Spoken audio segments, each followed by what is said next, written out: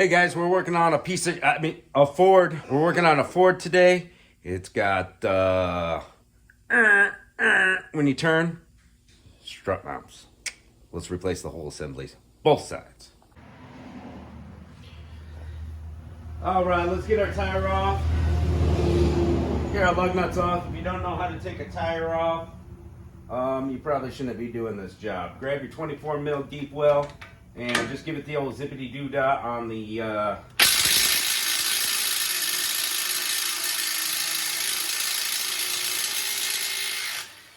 those were some crusty boys. Is this Ryobi? It's fully charged. Ryobi, I've been making enough videos for you guys. Can I get a t-shirt or something? Alright, there's one nut off of the strut bolts. Bada boom. We're going to pop this little wire out. It just pops right out. It's got another clip there, pops right out. Get your other nut off, and these bolts will just hammer right out. Check out the new window Jamie put in. Alright, so now that one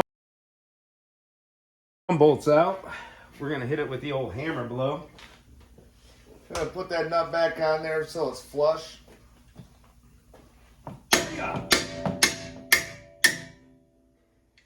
These be press bolts, guys. I'll show you. Little ribs in them. That's how you get it out. Little ribs. All right, we're going to take off that crap and I'll get right back to you.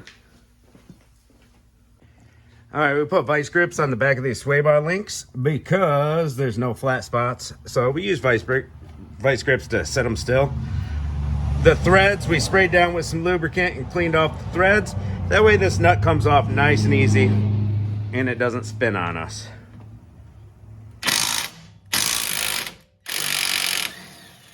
There you go. We got our nut off. Now we just push this sway bar link back out of its hole. Time to work on the top. We're all disconnected from the bottom. Let's work on the top. All right, this is pretty self-explanatory. 4 bolts on top. What size was that? 15 mil? 15 mil. Oh, it looks like a 15. You got a little bit of a deep wheel there. If you don't want to take this whole strut brace off, going strut to strut, just get a little creative. Jamie's going to break it free with this spanner wrench we use for serpentine belts. And then we could just take it off with a wrench.